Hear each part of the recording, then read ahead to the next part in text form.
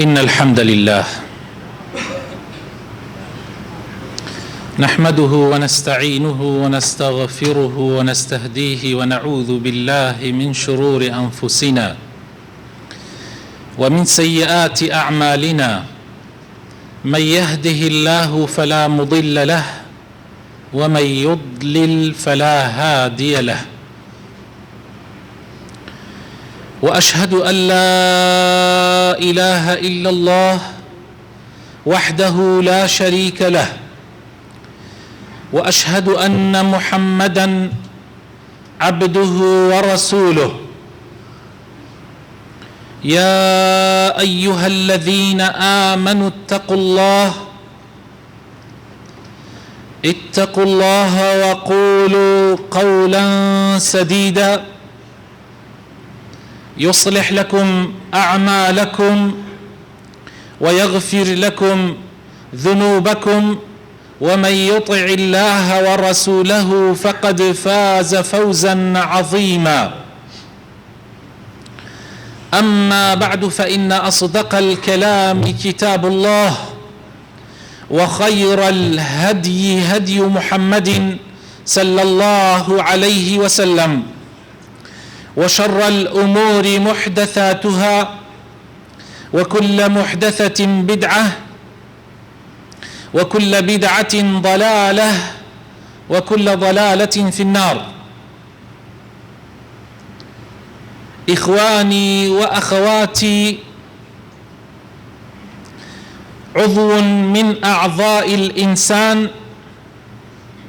صغير في حجمه، إلا أنه خطير في شأنه.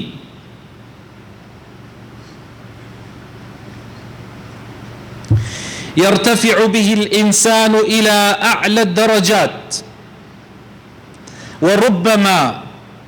انحط به إلى أسفل الدركات.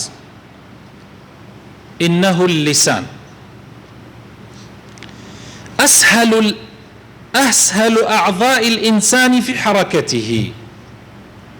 فميدانه واسع رحب، إلا أنه أصعب الأعضاء في ضبطه، فلا ينجو من شره إلا القليل ممن يقيده بالشرع. يقول الفضيل بن عياض وهو يحكي صعوبة ضبط اللسان، فيقول: ما حج ولا رباط ولا جهاد أشد من حبس اللسان،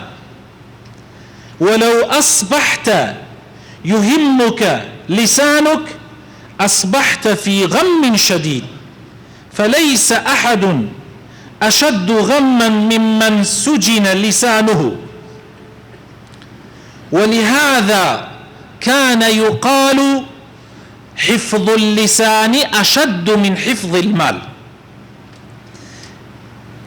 فإن الرجل لا يقول الكلمة فيكفر، يعني بالكلمة الواحدة يقولها فيكفر، ويقولها فيلحد، ويقولها فتقوم الحرب، ويقولها فتقطع الأرحام، ويقولها فتحرم عليه زوجته. قال سبحانه وتعالى: ما يلفظ من قول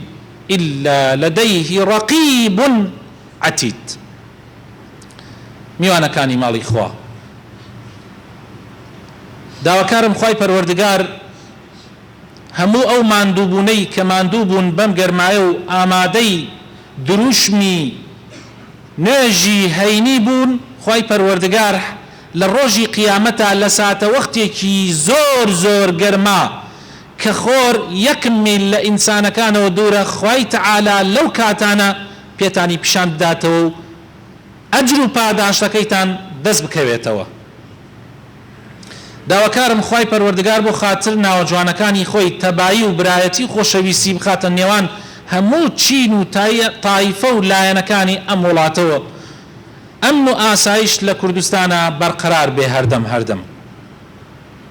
خۆشەویستەکانم، ئەندامێک لە ئەندامەکانی ئینسان هەیە، بچووکە وەکو بچووکی، زۆر بچووکە بەڵام زۆر ترسناکە. بەو ئەندامە جاری وا هەیە ئینسان ئەگاتە لووتکە لە دنیایشا و لە ئاخیرەتیشە، بەڵام هەر بەو ئەندامەیە جاری وا هەیە ئەبی ئەکەویتە ئەسفەلە سافلین، لە دنیایە ڕوڕەش ئەبی و لە قیامەتیشا لەگەڵ ڕوڕەشانە حەشرەکری. ئەویش بریتیە لە زمان. زمانی ئینسان خۆشەویستەکانم زۆر بە ئاسانی ئینسان حرەکەی پێەکە، لە دقەیەکە چەندەها بەڵکو سەدەها حرەکەی پێ ئەەکەیت و وشە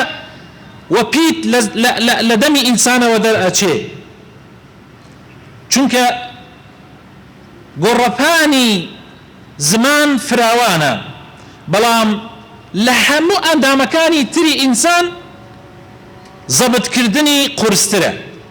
یعنی هەر ئەندامە لە ئەندامەکانی تر بە ئاسانی ئەتوانی زەبتی کەی، بەڵام زمان بە ئاسانی زەبت ناکرێ. بۆیە لە شەڕ و لە نەگبەتی زمان خەڵکانێکی کەم نەجاتیان ئەبێ و ڕزگاریان ئەبێ. ئیمامی فوضەیلی بنی عیاض بەڕەحمەت بێ ئەفەرمێ دەربارەی باسی قورسی گرانی زەبتکردنی زمانمان بۆ ئەکا و ئەفەرمێ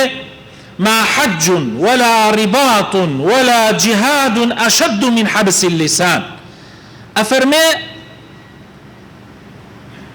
نا جهاد لبيناوي خوايا، نا حج كردن لبيناوي خوايا، نا راوستان لبرانبر لسنگرا برانبر بدجمن چاورانی آنوكاتي آنوساتي جنگ اكي هيچيان اواني حبس كردني زمان، اواني سجن كردني زمانت قرس نية و گران نية. ئەگەر ئینسان شەوان کاتێک ئەوێ بخەوێ، ئەگەر بیری لەلای ئەوە بێت چۆن زمانی خۆی سجنەکە، باوەڕکە خەوی لێ ناکەوێت. کاتێک بەیانیان هەڵئەسێ، ئەگەر بیری لای ئەوە بێ زمانی خۆی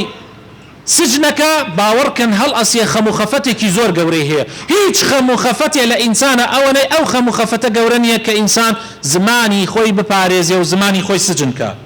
بۆیە وتراوە حفظ اللسان أشد من حفظ المال.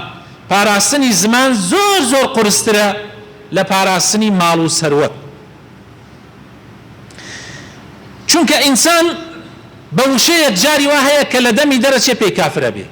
یەک وشە لە دەمت دەرەچێ پێی کافرە بی، بە یەک وشە. جاری وا هەیە بە یەک وشە لە دەمت دەرەچێ ئەڕۆیتە ڕیزی مولحد و بێ باوەڕەکانەوە. جاری وا هەیە بە یەک وشە لە دەمت دەرەچێ، یعنی لە دەمی زەلامێک دەرەچێ شەڕێکی گەورە هەڵئەسێ، حربێکی گەورە هەڵئەسێ، لەوانەیە ببێتە مایەی کوشتنی چەندەها کەس، بەڵکو لەوانەیە ملیۆنەها کەس. وشەیەک لە دەمت دەرەچێ ئەبێتە مایەی قەطعی سڵەی ڕەحم، یعنی پەیوەندی خزمایەتی ئەبچڕێنی لەگەڵ خزم و دۆستەکانتە. وشەیەک لە دەمت دەرەچێ ژنەکەتت لێ حرامە بێ، خێزانەکەت سەرگەردان ئەبێ، ماڵ و مناڵەکەت دەربەدەر ئەبن. بە یەک وشە لە دەمت دەرەچێ، بە یەک وشە تۆ خێزانەکەت لەسەر خۆت حەڵاڵەکەی، بە یەک وشە. ئەگینا پێشووتر لە دەم دەرگای ماڵیشیانە بۆستایی چاوەڕوانیت بکردایە، لەوانەیە بتیان کوشتایە، بەڵام بە یەک وشە حەڵاڵ ئەبێ. شانازیت پێوە ئەکەن کاتێت تۆ هەڵێگری لەگەڵ خۆتای بیتەوە بۆ ماڵەکەی خۆت، بەڵام بە یەک وشەش لەسەرت حرام ئەبێتەوە. کەوابوو وشە شتێکی ئاسان نییە. کەوابوو قسەکردن و کەلیمەیە کە لە زمانت دەرەچێ ئاسان نییە. بۆیە خوای تەعالا لە قورئانی پیرۆزە ئەفەرمێ هەر لەفزێ لە دەمت دەرەچێ شایەت بەسەرتەوەیە، ما يلفظ من قول إلا لديه رقيب عتيد. إلا ملائكة لك أي نوسنوە. لحديثي صحيحة هاتوا بيغمري خواه صلى الله عليه وسلم أفرمي من يضمن لي ما بين لحييه هركسي زمانتي نيواني هردو أي أولاي الريشي مبكا كما بستي دما وما بين فخذيه ونيواني هردو راني شمبو زمانت بكا في غمرة فرمي صلى الله عليه وسلم أفرمي أضمن له الجنة منيش زمانتي بهشتي بوك دوشت أتبات بهشتوا بزمانتي في غمر صلى الله عليه وسلم زمانت وعورتت بويا مسألة آسان نية زمان شتيكي آسان نية في غمري خوشويس من صلى الله عليه وسلم لحديثك كإمام بخاري أي جريته بسندي خوي تاي جينت أبو هريرة صحابة في غمري خواه صلى الله عليه وسلم خواه للرازي به أفرمي في غمري خواه فرموي جو بقرن خوشويس كانم جو بقرن وميش تانيش بخنا لاي بزانم أبو هريرة چي من بوا جرته لبي غمرة كمان هو خواه للرازي به وصلواتش لسر في غمري خواه به صلى الله عليه وسلم أفرمي إن العبد لا يتكلم بالكلمة من رضوان الله لا يلقي لها بالا يرفعه الله بها الدرجات عبدك لأيما كسيك لأيما قصيك أكا لبر خاطري خوا بلام هيج حسابك يشيبوناكا يعني تو لبر خاطري خوا روجي ديها قصأكي بلام اگر نيت تخوابي تنها ما بس تخوابي أبو كلمة لكانت چند قاد برزبيتوا وإن العبد لا يتكلم بالكلمة من سخط الله لا يلقي لها بالا يهوي بها في جهنم وإنسان وشيك لدمي درأتشيت للرزابون إخوانية لبر خاطري إخواناي كي وشيك لدم الدرأتشيت خواهد ليتور رأبي وشيك باسي زلاميك باسي شخصيك باسي آفرتيك باسي حركة يعني لدم الدرأتشي آقات لينية تماشاكي لبردم تلفزيون هذا نشتويتو أخبار دركاو قصيكي بيا كيشي آقات لخوت نية زور شت هي وادر ناچي خوشوي سكانم زور شت هي اويك اي بينين ايسل لو دوا پشيمانين لي زور شت هي من زلام ابيني لا الرخني اقر لزور شت لزور كات رخني اقر بلام دواي زماني كي تر خوزگاي بو زمانه اخواز كرخني لي اقر خلقي زور شت جاري وهي بو شوازنية كتو اي بينيان راقيان دنكان پیشان ماني ادن زور جار راقيان دنكان درو اكن يا اتخلطينن يان سحرت لي اكن آقات لخوتنية شتيكت بي پیشان ادن شتيكت لبرچاو ناشرين اكن شتيكت لبرچاو جوان اكن زور جار وادر ناچي بو يتوش آقات لخوتنية لو كاتانا لواني قصية لذن بدرچي او قصية سرد لآقري جهنم ودرك وي ابي انسان اقاي لزماني خوي بي هت مرجني هرشي هات دلطا هر خطوره يكسر بي خيت سر زمانك اقات لخوت بي لبر خاطري خطوره كي دل كاي خيت سر زمانك جهنم بو خوت مكره وشيك جهنم اتخاتنا وجهنم واقر اقات لخوت نبي بو ابي زور اقا دار بي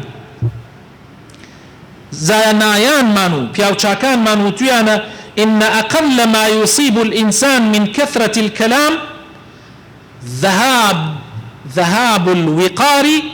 وضعف المروءة وقسوة القلب أفرمي كم ترين شت بهوي قصة وكدس يعني زوري قصة زور قصة كردن كم ترين شت كتوشت أبي وقارة نامينت شخصيتي إنسان وكسايتي إنسان لا واز به ضلش رقبه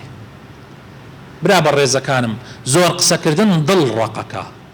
يعني زانن يعني شيء سخلكي زور هيك لي أواك الله ما موسى لا روحي ترين حالتي مزقوتا من قريان مناية في الميسك اللي تشاوكان مناية تخواروا سبحان الله ضلي الرقبه زور قصة كردن ضل إنسان رقك قريان وفرميسك اللي تشاوكان تنايا عليه جا زور خطر اقات ليبي حكماء دانايان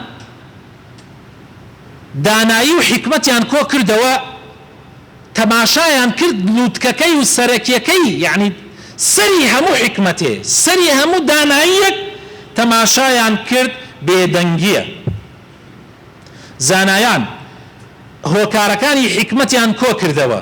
1 2 3 4 تەماشایان کرد لەسەرەوەی هەر هەمووی چییە بێدەنگیە پاراستنی زمانە لەسەرەوەی هەمووی جا ئەبێ ئینسان زۆر ئاگای لە خۆی بێ و هەوڵ بدا قسە کەم بکە زوانی خۆی بگرێ خوای تەعالا دوو گوێی داوەتە تۆ یەک زمانی بە تۆ بەخشیوە بۆ ئەوەی لای کەمەکەی ئەوەی کە ABC على الأقل دووقاتی ئەوە بێ کە ئەیوەی على الأقل ئاگات لە خۆت بێ وریابە پێغەمبەری خۆشەویستمان صلی الله عليه وسلم نصیحەتمانەکا برا خۆشەویستەکانم گوێ بگرن لە وەسیەتی پێغەمبەر صلی الله عليه وسلم پێغەمبەر ئەفەرمێ من كان يؤمن بالله واليوم الآخر هەر کەسێک ئیمانی هەیە باوەڕی هێناوە بەخوا بە ڕۆژی دوایی چی بکات فليقل خيرا أو ليصمت فليقل خيرا أو ليصمت هر کەسێ باوەڕی هەیە بەخوا بە ڕۆژی دوایی بە ئاگای لە زمانی بێ یا خێر بڵێ یا بێدەنگ بێ یا خێر بڵێ یا بێدەنگ بێ بۆیە وتراوە قسە بیکوڵێنە ئەو جا بیکە یعنی مەبەست ئەوەیە بیکوڵێنە مەبەست ئەوەیە سیر کە بزانم لە یەکی بدەرەوە ئەو قسەی کە تۆ ئەیکەی ئەو قسەی کە تۆ ئەیکەی ئایا قسەکەت قازانجی هەیە خێری هەیە ئەگەر نەیکەی شەڕت ئەکەیە هیچ زەرەرێک ئەکەی ئەی براکانم بیر لە زمان بکەن و ها لەکوێیە ها لە بین 32 دیانە حفظ کراوە بە 32 دیان پاشان لێ نیشبانی داوە تاوەکو بە ئاسانی قسە نەکەی ئەبێ ئاگات لە خۆت بێ و وریابی ڕۆژێکیان سەحابەیەکی پێغەمبەر صلی الله عليه وسلم گوێی لە پێغەمبەر بوو باسی فیتنەی ئەکرد و باسی ئاژاوەی ئەکرد و باسی ئەوەی ئەکرد لە زمانێ دێ زۆر ناڕەحەتە یعنی زمانانێک دێتە سەرمانە مەرج نییە هەر یەک زمان بوو بێ یان هەر یەک زمان بێ زۆر جار دووبارە ئەبێتەوە زمانی فیتنە و ئاژاوە زمانی ئەوەی کەوا خەڵک سەر کاتە ناو یەکا ئەم لە ئەو بخوێنێ ئەو لە ئەو بخوێنێ ئەم زمانانە بووە لە دوای پێغەمبەر صلی الله عليه وسلم سەحابە بەسەریانە هاتووە کۆمەڵێک ئەیانوت عەلی کۆمەڵێک ئەیانوت معاویە کۆمەڵێک ئەیانوت ئەمە کۆمەڵێکیان ئەیانوتەوە ئەوە لا یەزال تا ئەمڕۆژ ئاسارەکەی ماوە ئێسەش دووبارە ئەوێتەوە عینەن فیتنە دووبارە ئەوێتەوە لە کشت زمانێکە لەوانەیە کۆمەڵی خەڵک تووشی ئەو فیتنەیە بێن جا سەحابەکە یەکسەر فەرمووی ئەی پێغەمبەری خوا من نەجات ئەی چۆن ڕزگار ببین ئەی پێغەمبەری خوا چۆن ڕزگار ببم لە فیتنەیەک کە دێت وەکو قطع الليل المظلم دێت وەکو پارچە پارچە شەوی تاریک دێت تاوای پێ دێ ئینسان نازانێ بینینی ضعیفە بێ نازانێ کامە حەقە و کامە ناحەقە ئەلەو حاڵەتە من چی بکەم پێغەمبەری خوا صلی الله عليه وسلم فەرمووی ئەملك عليك لسانك وليسعك بيتك وبكي على خطيئتك فەرمووی ئامان وریای زمانت بە بیگرە و با زۆرترین کات لە ماڵەکەی خۆتا بە و زۆر جار بۆ گوناحی خۆت بگیرە بە دوای عیبی خەڵکان مەڕۆ خۆی مشکلەی گەورەی ئێمە ئەوەیە براکانم هەموو جارێ من ئەم قسە دووبارە ئەکەم و مشکلەی ئەوە گەورە ئەوەیە ئێمە کەسمان عیبی خۆمان نابینی هەموو بە دوای عیبی خەڵکان ڕائەکەین من بە دوای عیبی تۆیە تۆ بە دوای عیبی ئەوە کەس بیر لە خۆی ناکاتەوە کەس ناڵێ ئەی باشە ئەی من گشتی ئەڵێ ئەی فلان کەس بۆ وای کرد ئەی فلان کەس بۆ وا دزی کرد ئەی فلان کەس بۆ وا گەندەڵی کرد ئەی فلان کەس بۆ وا بەس کەس بیر لە خۆی ناکاتەوە ئەی ئەگەر من ئیسە سەیرەکەی گەندەڵیەکەم لە شتێکی بچووکە گەندەڵیەکەم لە ناو ماڵ و مناڵەکەی خۆمان گەندەڵیەکەم لە شتێکی کورە لەگەڵ خوایە گەندەڵیەکەم کورە براینە تۆ نوێژی بەیانیان هەڵماسی گەندەڵیە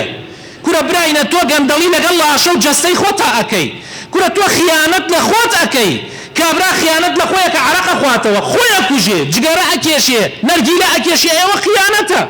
تو أروت بيكري أو خيانته لقل خوايا خيانتك أي بياني أقد صلاتت بيه بخوازياتر أكي أي بو محاسبيكي خوتناكي والله خوا هيج قران كاريك بسر هيج ملتي كان نايري تاخويا نقرن والله ما آياتي قرآن خلق لبيلي شوت أما آياتي قرآن والله خلق لبيلي شوت خواي تعالى لقرآن أفرمي زور واضح هندي حزب كرديانة شعار ودروشمي خويا بس آية شنو جيبه جيئكن إن الله لا يغير ما بقوم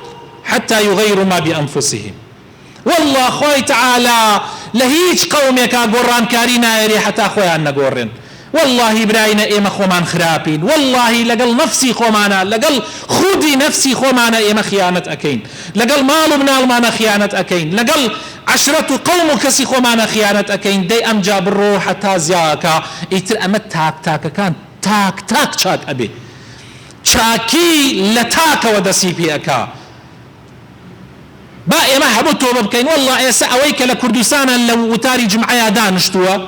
أويك لو تاري جمعية دانشتوا نزيكي 2 مليون خلق يسا دانشتوا خوي همو جماري كردستاني 6 مليون ناوي 2 مليون دانشتوا أو باقي كيش آفرة لمالا ولواني زور بيجوي بقريد يسا لو تار للرقاء انترنت وللرقاء تلفزيون باقي كيشي منالا يعني اتوانم بلهم لسطا هاشتاي ملتي كور اسا قلو تاري جمعة اقري والله خومان اصلاح بكين اسا بنيتي باكو بيني خومان وخوات شاق بكين والله هموي خواي قورا خوي اي قوري خواي قورا خوي نيتكان اقوري نيت من برامبر يك باكا كاتا واصلاح مانكا بس براينا همو لنا ودلو زور مان هالقردو برامبر بيكتري بويا شاك نابي جاء وزور مهمة أبي أقام عليه بيبويا بيغمر صلى الله عليه وسلم أو نصيحتي صحابي كرت نصيحتي كي زور قرنجة بلام آية شن يجيب جي أكري ولا حديث كي ترى بيغمر إخوة صلى الله عليه وسلم فرمي من صمت نجا هركي بيدن بنجات يبي براكم أبي يدن برزان زرركي دائما زرر لقصة كردنا ينك لبيدن جاية والله دائما زرر لقصة كردنا عينك لبيدنجيايا يعني ما بس من بيدنجي لآستي قصية كتو نازاني حقكي ونحقكي لكيايا من نالم لبرانبر بحق بيدنج يعني اشتيقنا حق أبيني أبيتو تأيدي حقك بكي اشتينا حق بيني بيجي أمنا حقا بس اشتيلك بيني تمو مجاوية نازاني حقنا حق تشيه قشتيان لخلق تيك دابة تايبتي ساحرة كاني أم زمانة ساحري أم زمانة بريتيني لكابرايك لمالك دانش سحرك ساحركاني أم زمانة لكردستان نزيكي 50 داني 50 قوري ساحري قورن هر يكو كوملاري خلقي زوريان خلطان دي كبريتين لدزقاكاني راقيان دن بريتين لتلفزيون كان هر يكي ولايك خلق با سيري أمك إيش بخواهر أم راسك دعاي تماشاي وك إيش هو بخواهر أو راسينك أم راسك تماشاي أمك الله أم راسك وقشتشيان سحر اللي خلق كان أزانن شون أم خلق أخلطي شون أم خلق أخلطي ئابەم شێوە سحرت لێکەن جا لەو حاڵەتانە باشترین شت ئەوەیە کە ئینسان بێدەنگ بێ و بیر کات و عەقڵی خۆی بەکاربێنێ هەوڵدا بە عەقڵی خۆت خوای گەورە عەقڵی داوەتە تۆ ئەگەر بیری پێ بکەیتەوە ئەتوانی بگەی بە زۆر شت داواکارم خوای گەورە ئیسلاحمان بکات خوای هیدایەتمان بدەیت یا ڕەبی زمانمان لە قسەیەکی نەحەق بپارێزی یا ڕەبی وامان پێ بکەی دائیمەن لەگەڵ حەقا بین خوایە بۆ خاتر ناوە جوانەکانی خۆت بۆ خاتر ئیسمی عەظەمی خۆت خوایە يا رب العالمين إصلاحي حال من بكي يا ربي لفتنة آخر زمان رزقار من بكي يا ربي خوايا لم فتناني كتوش من أبي للدنيا آزاد من بكي ورزقار من بكي بمان باريزي ملتك من بباريزي خوايا لدوبركي وتفريقة بدور من بقري يا ربي خوايا بخاتمنا وجوانا كان يخوض بخاطر اسمي عظمي خود أواني ككاري أم ملتيان بدا سوي خوايا هدايتيان بدي خوايا بيان قرين تو برقايك لصالح ومصلحة برجواندي خلقا به يا ربي خوايا بخاتمنا وجوانا كان يخوض بخاطر اسمي عظمي خوش شفاي نخوش كان من بدي رحم بمردو كان من بكي يا ربي إصلاحي خيزان ومال ومنال من بكي رحم بدايك وباوك وبراو خوش كان من بكي يا ربي خوايا أوانا من كسكاري مردون وهمومان كسكار من مردون رحم بمردو كان من بكي يا ربي خوايا بخاطرنا وجوانا كان يخوت بخاطر اسم عظمي خود اوي احتياجيك يا صحزك من دعاء خيري بوكم يا ربي لجاتي او من ليرو داوله توكم يا ربي احتياجي همومان جب جبكي خيري دين ودنياي تيب خيبومان آمين آمين